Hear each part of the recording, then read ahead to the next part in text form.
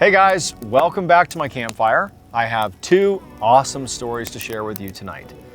One of them is about a woman in Japan in the early 2000s who has this totally bizarre thing happen to her while she's on a train in Japan.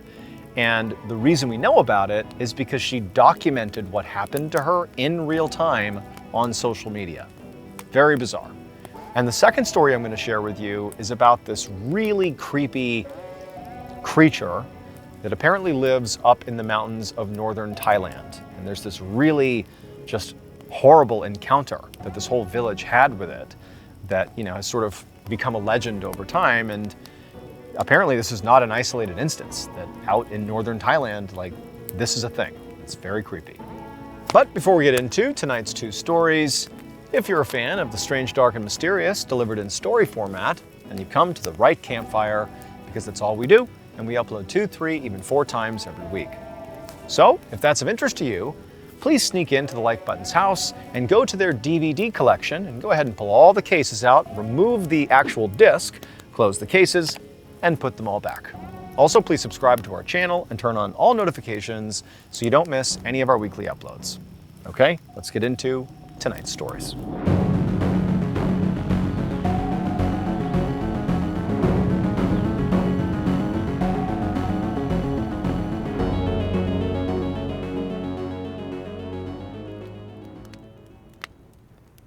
Around 11 p.m. on January 8, 2004, a woman in her early 20s named Hasumi was sitting on a train that was speeding through the city of Hamamatsu, Japan. And as she rode along, she found herself staring anxiously out the window. So Hasumi took this train every night to get to her overnight shift at work, and usually it was a quick ride, maybe about 7 or 8 minutes, and there were a whole bunch of stops along those 7 or 8 minutes before she arrived at her destination. But tonight, she had just realized that she had actually been on the train now for at least 20 minutes, and she also hadn't stopped at any point. The train had just started and had been going for 20 minutes, and now she's realizing, wait a minute, am I on the wrong train? And so Hasumi began looking around the inside of this train car she was in to see if there was some signage that would say what train she was on, but as she looked inside the car, there was nothing. There was no signage one way or another. It was blank inside of this car, and she couldn't recall if that was how all the trains looked, but it seemed odd that there was nothing indicating what train she was on. And so she was thinking okay, well, maybe I've just missed my stop, and what I need to do is just get off at the next stop and maybe take a train back the way I came. And she's like, man, I'm already so late for work here, and the train at this point is still just chugging along here, there's no sign of it stopping. And so she looked around in the train car, sort of thinking what should I do here? And she saw there were several other passengers that were on board the train, but this is late at night. It's past 11 o'clock, and so everybody on the train was asleep, the few passengers that were there. And so she knows, I think my best bet here is probably to go wake one of these people up and just ask them, what train is this? But, she was pretty nervous, sort of a shy person, and she really didn't want to do that. And so she wound up actually just calling her parents, even though, how would they know what train she was on? But they didn't pick up. And so she kind of just felt stuck, she really didn't know what to do here. However, as Hasumi is sort of sitting there getting more and more anxious by the minute, she realized she actually might have a pretty easy solution here. So she had a cell phone. This is 2004. She had a phone, but it was not a smartphone like we have today, but it was a phone. And on her phone, she actually did have limited internet access. There was a way to connect to the internet, again, very limited. But through this limited internet access, she was able to access this very popular online forum in Japan that was called 2chan. So 2chan was sort of an early version of Reddit, where basically, people were able to post, various threads with questions, with statements, with polls, you name it. You could just sort of, post your thoughts on 2chan, and then other users could jump on there and leave comments or react to what you said. It was early social media, but the idea was you're sort of communicating back and forth with the people that are interacting with your post, whereas a lot of social media today is sort of passive. This was sort of active. The people that are commenting on 2chan are actively trying to participate in the thing that the original user has posted. And so Hasumi's thinking, why don't I present to 2chan, to the world of 2chan, the situation I'm in. Like, I'm in this weird train that has no signage, and it's now coming up on like 30 minutes since we left. It still hasn't stopped. Like, what's going on here? Maybe somebody knows about this train. Like, she didn't know, but she's thinking it's a decent place to try. So Asumi, she pulls out her phone, she logs into 2chan, and she's like wondering, like, how am I gonna, frame what's happening here in sort of a simple header to get people's attention? And she comes up with this caption, which was, "This may just be my imagination. Can I post it anyway?" And so she just left that on 2chan, nothing else, no context yet.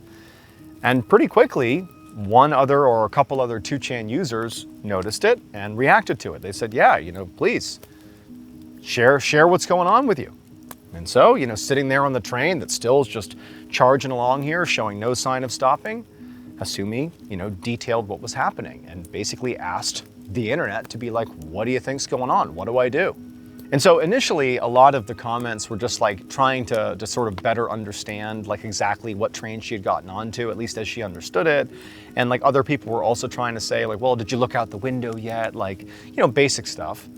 But at some point somebody said, well, hey, why don't you just, go talk to the conductor of the train? Like, just ask them, is this the right train? And when she read that, when Hasumi saw that, she's like, oh my gosh, why didn't I think to do that? I can literally just walk right up there to the front of this train car where the conductor is, knock on the door and be like, hey, what train is this? Why haven't we stopped? Where are we? And so, she put her phone away, she stood up, she walked past all the sleeping passengers on board the train, she goes to the conductor's door, it was shut, and she knocked, and there was no answer. Nobody opened the door. And so eventually she actually tried grabbing the doorknob and tried opening it, but it was locked. And then she called out a few times, like trying to get the conductor's attention because, it's loud outside, but there's no way the conductor wouldn't have heard her if she was yelling. But she yelled a few times and there was just no answer. And so, not really sure what to do because really that's the story of the night so far. She doesn't know what to do. She goes back to her phone and she goes to 2chan and she just reports what's happening, which is like, okay, I tried the conductor, but apparently there is no conductor or they're not getting back to me. They're not responding to my knocks or my calls. And so after saying as much on this thread, Hasumi just went and sat down and she's, watching more and more comments populate inside of this thread because this is really gaining traction on 2chan. People are really interested in what's happening with Hasumi. And at some point, somebody just began saying, hey, just look out the window. Like seriously, just look out the window and wait. You're gonna see something out there that will give away where you are. Now, Hasumi had obviously been doing that, but she saw that and she's like, okay, I'll just look out the window again. And so she stood up and she walked across to the nearest window. And right as she was about to look out, it was like this whoosh, as suddenly they were inside of a tunnel and it went all black. Like the window went from, she could kind of see outside, it was nighttime, to just complete blackness. They're inside of a tunnel. She can hear the sound of this train clearly going through a tight enclosed space. And it sort of startled her. But then after getting over the sort of initial jump scare of having just entered this tunnel, she realized that, obviously things have gone wrong tonight. Like the train now has been going on for post, 30 minutes at this point.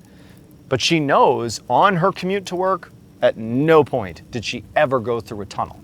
Like for sure at this point, she's like on the wrong train. Like there's no two ways about it. But like, great, I'm on the wrong train. Why isn't it stopping? And so Hasumi, she sits back down in her seat and she updates 2chan about what's going on here about, the tunnel. And then she's like, you know what? As she's waiting for more answers on this 2chan thing, she's like, I clearly have to wake somebody up. Like, that's what I have to do. I have to ask, one of these sleeping people what's going on here because they're on here too. They chose to be on this train. Maybe they know, maybe they know what train this is. So even though she felt really uncomfortable, she got up and she walked over to one of the sleeping passengers and she was just about to gently shake them awake and ask ask them to help her when she felt the train slowing down. And she also noticed when she looked up and looked out the window that they were no longer in the tunnel. They were back outside again. So they're slowing down, they're back outside. And she's like, great, we're finally gonna stop. So instead of waking up this passenger, she just walked over to the nearest door, waiting for it to open and just, waited for the train to come to a stop. And it did, it slowed all the way down. And sure enough, they pulled into this train station. It was an outdoor, uncovered, outdoor train station. And, she had never seen it before. This is like a foreign train station to her, but to her, she's like, I don't care. I am getting off this train. If I have to, I'll catch another train going back, or I can at least, get my bearings and take a taxi or something. But she knew, like, I need to get off the train. And so once the train had came to a stop, the doors opened up. She stepped off the train onto this small, deserted platform. It's a real train stop, but there's nobody out there. And she's looking up and down the train car, and nobody else is getting off of the train. It's just her, which was odd, because she's thinking, there clearly aren't that many stops that this train makes. This is one of them, and I'm the only one getting off, so like that was weird. And so Hasumi, she begins looking around to just see a sign that would tell her, what the name of the station was. And this one actually did have signage. She looked up and she saw that above the banner, or like the main stanchion that was the station itself, she saw there was a sign that said Kisaragi. So this was Kisaragi train station, presumably. And she had, never heard of it, but it's like, okay, I have a landmark. And so she's thinking, like, I have no idea where this is. I really don't have a sense of where I am in the country, but okay, like, I'm in Kisaragi. And what does she do? She goes on 2chan and she updates the forum that, hey, the train finally stopped and I'm at Kisaragi station. I don't know where it is. Can someone tell me where it is? Because, she doesn't really have the ability in 2004, and even with her limited internet access, to do meaningful searches on the internet to figure out where she is. And so she was sort of like outsourcing it. Like, somebody look this up from your home computer and tell me where I am. And so as she's entering this into 2chan, she hears the sound of the doors shutting behind her, and the train begins to take off. And then she looks down at her phone and she sees there's a whole bunch of answers to her most recent comment on 2chan about being at Kisaragi station. And all the people are saying is, there is no Kisaragi station. That station doesn't exist.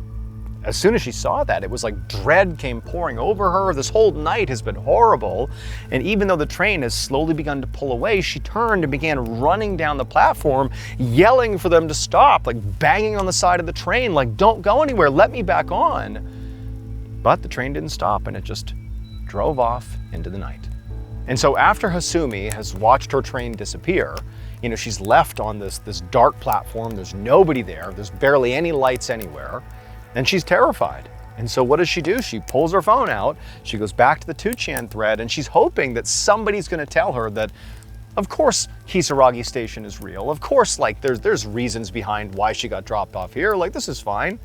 But no, she looks at the comments, and it's like a flurry of one after the other of everybody telling her, like, that isn't a real place.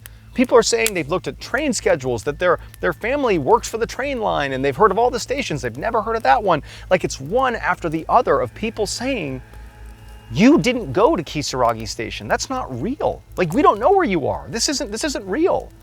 And so Hasumi is terrified, and all she knows is she just has to get out of here. She has to go. She doesn't know where, but she has to just go.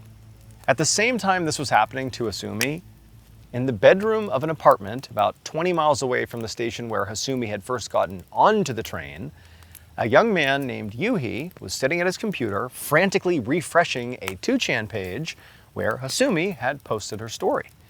So Yuhi was one of the very first few people who had seen her thread, this could just be my imagination, can I post this here? He had seen that, and he was one of the first few people to start offering up suggestions of what she should do. And he found this to be totally fascinating. I mean, he was on 2chan a lot, and honestly, most of the things people posted on there were not really worth anybody's time. They were sort of boring and sort of redundant, but this felt real. This was frankly exciting. But also, there was a part of Yuhi that was just sort of worried about Hasumi. He didn't know Hasumi at all, but like, he was invested. He wanted to know what was going on. And also, by the time she had told everyone that she was at Kisaragi station, he was one of the folks who had literally pulled out a map and like looked at all the different stations for the train line. And he literally is like, there is no Kisaragi station. He was one of the people who was really hammering that point home. He was also one of the people that had pointed out that there are several abandoned railway stations that are in Japan that, perhaps there's an old one that, is called Kisaragi station that has long been forgotten. And, maybe she wound up at that one, but he's thinking like, why would a commuter train drop off one passenger at an abandoned railway station? Like, that didn't make sense either. And so Yuhi, along with the hundreds and hundreds of other people by now who are commenting on this post, he's in there refreshing over and over again to not just see what other people are suggesting that, Hasumi should try to do to get out of this situation, but he was refreshing to see what Hasumi was doing, because she was providing these updates. And at a certain point, people were telling her like, hey, you should look for a taxi cab and just take a cab, just get out of there. And then Hasumi commented that there are no taxi cabs out here. Like, there's nobody out here. I've left the station and there's nobody here. Like, there's nothing. And so shortly after that, people are commenting that, you just got to call the police. Like, the police will know where you are. You can describe where you are and they'll know how to get to you. They'll be able to help you. But quickly, those types of comments got buried by this weird growing consensus amongst the many people commenting, which again, at this point is quite a few, like hundreds of people are commenting at this point. There was this growing consensus that basically Hasumi, what she really needs to do is actually get on the train tracks and just walk on the train tracks until you reach the next station. Like, that's what people had sort of defaulted to tell her to do. And Yuhi thought that was potentially quite a bad idea. But it seemed an awful lot like, based on her responses, that she might just do that. In fact, at some point, Hasumi actually said that she was on the tracks and she was walking back the way they came and she was about to enter that tunnel. The tunnel that she had never been in before, the one that had startled her so as they were coming through. Like, she's telling people, I'm walking into that tunnel. And so for Yuhi, and very likely for the other people that were following along, this really was like a real life mystery. It was so exciting. But it was also like, what's gonna happen to Hasumi? Like, this is dangerous, what's happening to her. Eventually, as Hasumi got nearer and nearer to this tunnel, her posts on her thread began coming in faster and faster, like one after another. And they got stranger and stranger. At one point, she said that there was some man calling out to her from behind her. But when she turned around and looked, there was nobody there. But then as soon as she went back to looking at the tunnel, there were voices behind her. She also said that at some point she fell and that she was bleeding. And she also commented that she heard bells and she heard drumming that were coming from inside of this tunnel. And so Yuhi and a number of the other 2chan users that were, invested in this thread, when they began hearing these strange things that were coming out of this tunnel, they began messaging her on this post to turn around and just go back to the station. But Hasumi, there was this long pause where she didn't post anything, even though there had been that rapid amount of posting she was doing just a moment ago. It kind of died down for a second. And then she just said, I'm almost to the tunnel. And then it went silent.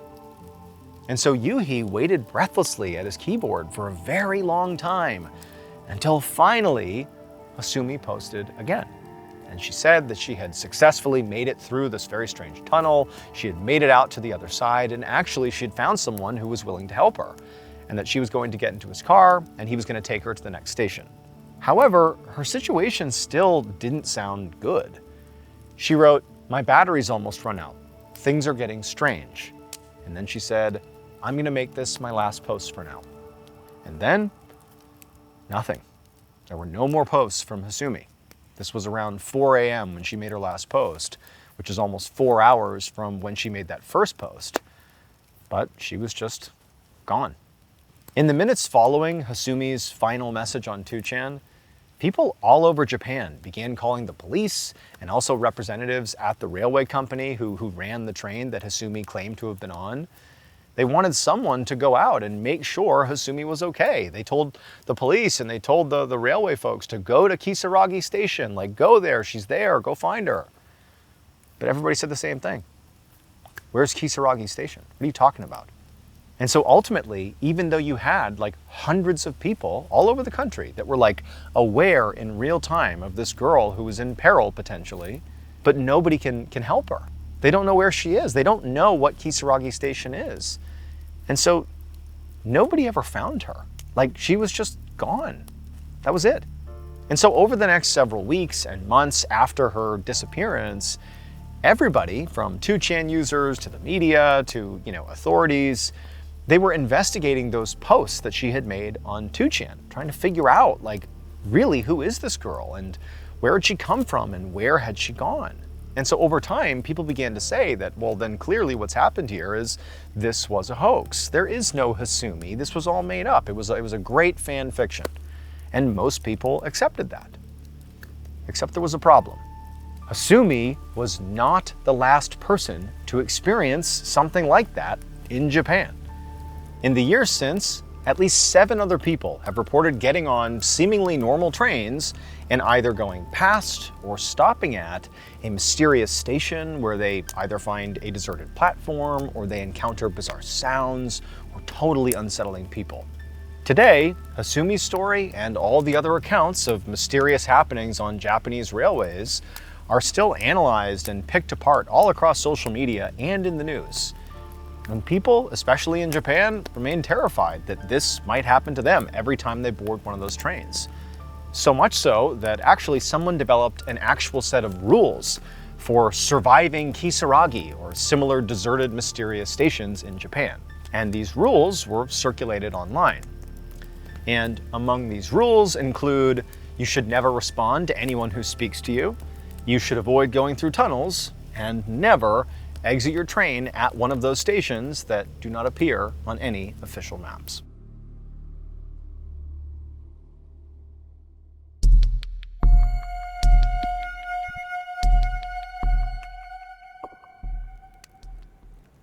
Late one night in 1934, a 33-year-old hunter named Harold Young hiked into a very remote village in northern Thailand. Harold had a rifle with him because he was planning to go hunting tonight. However, he knew that before he could actually begin his hunt out in the wilderness here around this village, he first had to get permission from the village chief. So this village and the surrounding area belonged to a small group of indigenous people called the Lahu. So Harold was actually an American citizen, but his parents were missionaries who had raised him and his siblings in Southeast Asia. And so as a result, Harold actually spoke the Lahu language and had a pretty good understanding of their customs. And so he'd actually been to this specific village and gotten permission to hunt from the chief, several times before. So this was relatively routine. However, this night when Harold entered the village, which was made up of, several huts sort of spaced out across this clearing, he noticed right away that the village just seemed different than the last few times that he had been. So, normally there'd be lots of people out and about, moving around, sort of at all hours, even late at night. But as he's walking through the village towards the hut that belonged to the chief, it was like nobody was outside. It was eerily quiet, like just totally still inside of the village. But, Harold, he really wasn't overly concerned about this. I mean, he just thought, it's weird, it's an anomaly, it is what it is. And so he makes his way towards the back of the village where the chief's hut is, and it was a much more sort of prominent hut. And the front door of the hut was not like a door. This is like a thatch, bamboo style hut, and the door was like a flap of leather. And so Harold, he walks up to the door, and he's about to grab it and sort of pull it aside and call out to the chief to seek permission, when suddenly, like as he's reaching for the flap, the chief suddenly appears in the doorway. And the chief, who's like this really strong, like charismatic guy, he suddenly appears and he looks totally spooked. Like his eyes are wide, and immediately like he recognized Harold because, they've interacted before. But he started looking like beyond Harold, like into the village that he was in charge of. And he's like scanning all around, and he looks at Harold, and in Lahu, in their language, he says to him, like, you shouldn't be outside right now. And Harold's like looking at this chief, thinking how odd it was, considering this guy is like a pillar of strength in this village. He's thinking how odd it is that he's acting this way. Like, what could possibly have spooked you this badly? But at the same time, like Harold, like he understood their customs, but didn't purport to really deeply understand what it was like to be amongst this tribe, to live in this tribe.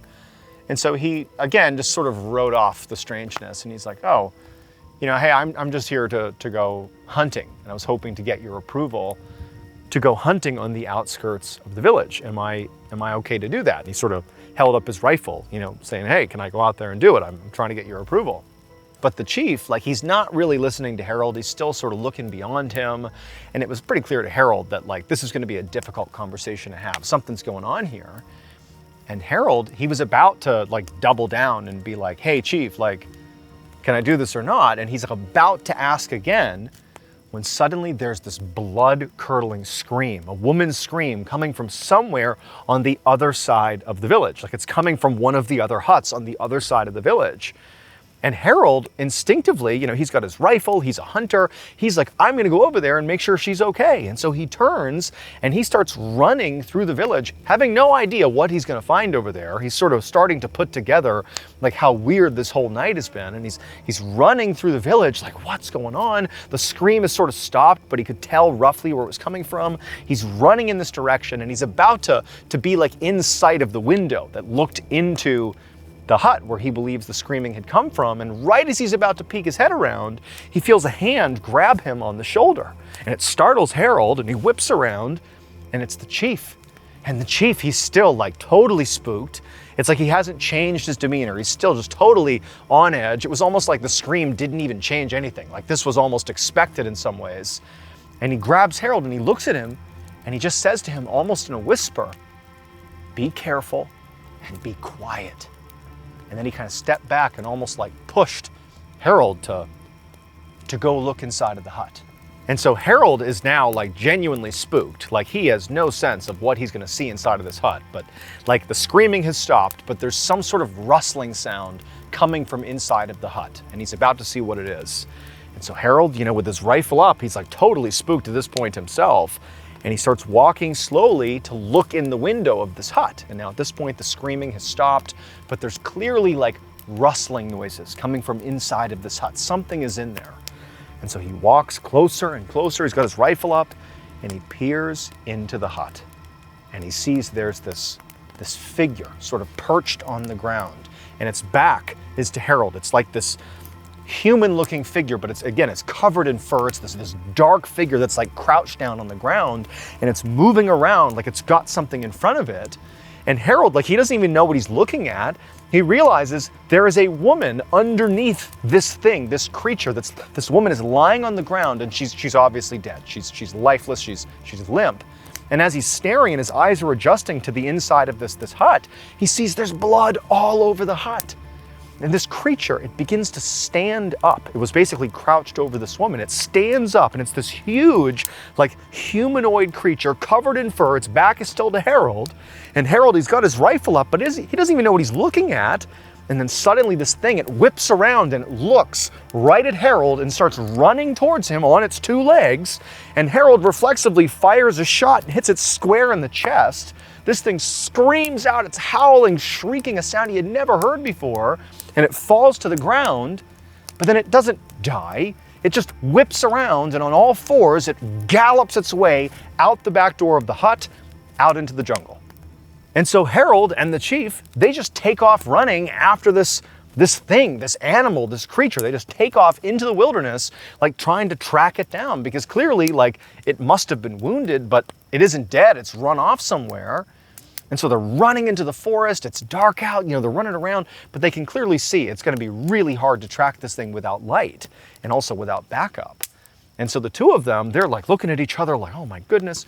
They go back into the village, they round up other people, and they form like a search party with torches and more weapons, and then back into the wilderness they go. And quickly they find what appears to be like brush that's been sort of smashed down, suggesting this is the direction this large creature had run.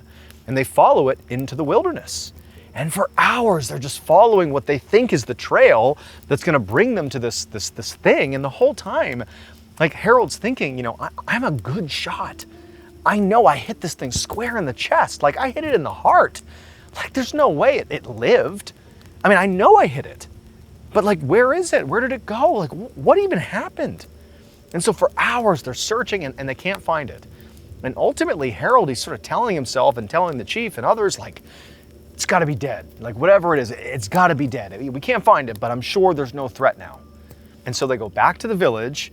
And just as a precaution, most of the men that had been a part of the search party, Harold and the chief included, they just stayed out, like by this fire in the middle of the village, and just waited, just in case this thing came back, to just sort of protect the village until the morning.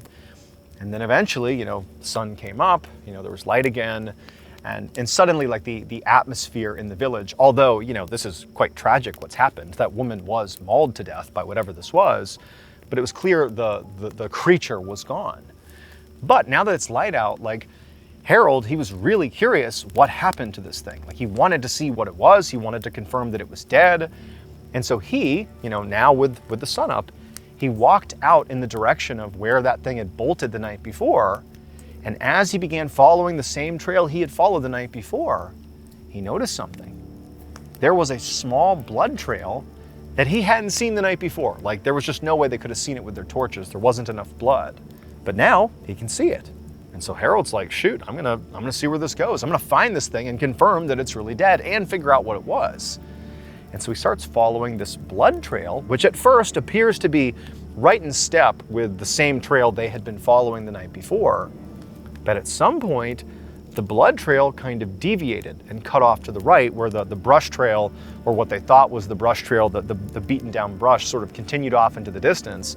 And it also could have been their own prints from the night before. Like, that continued on, but the blood trail turned and sort of went off in a direction that Harold knew they had not searched the night before. And so Harold's like, shoot, like, okay. And he's following this blood trail, which instead of going deeper into the wilderness, has sort of turned a corner and begins making its way back towards the village itself. And eventually the blood trail brings him all the way back around, back into the village, to the opposite side of the village from where the woman's shack had been. So basically it brought him closer to where the chief's hut was, on that side of the village. And the blood trail sort of turned a corner and literally appeared to go right in one of those flaps that led into one of the huts in the village, a hut that, as far as he knew, nobody had searched for this creature. Why would you? And so Harold's thinking, it's got to still be in here. It probably died inside of this hut. I mean, that's what animals do. They seek shelter when they die. That's got to be what happened. And so Harold, with his rifle, he walks around and he goes to the flap and he opens it up and he looks inside of this hut and he cannot believe what he sees. There was something inside of the hut. There was a man lying on a bed in the back of this hut, and he's covered in blood. His chest is soaked in blood, but it's a man, and he's clearly dead. And the blood trail led, these flames are very intense. The blood trail led from the door right to the bed. And so he's having this like existential crisis.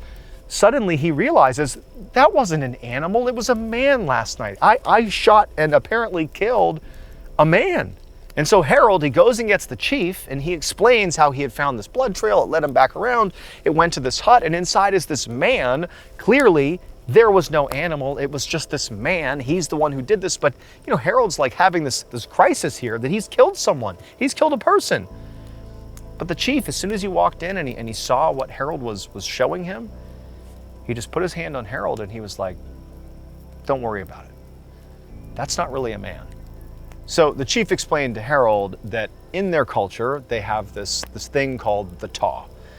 And the taw is this creature. It's almost like a mythical creature that is reminiscent of a werewolf, where most of the time it takes the form of a normal human. It just acts like a normal human. It would be indistinguishable from a normal human.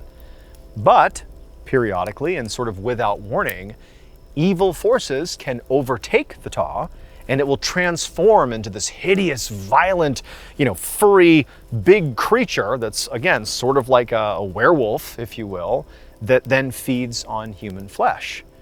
And so on the night that Harold rolled into the village to request permission to go hunting, well, the chief and his villagers, they had seen signs that there could be a taw in the area. It was sort of unclear what tipped it off, but they were fearful that there was a taw out there.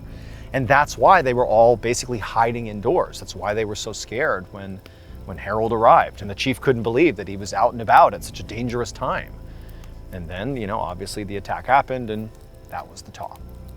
Now, whether or not you actually believe that what he encountered was a taw or not, what is the case is that taws or legends about the taw can be traced back centuries. And according to many people, the creatures still prowl around the mountains of northern Thailand today.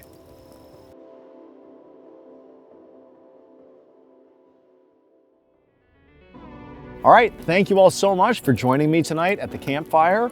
And if you enjoyed this, remember, we actually have a whole playlist of campfire episodes that are ready for you to binge right now. If you want to do that, go ahead and click right here and give them a watch. All right, until next time, see ya.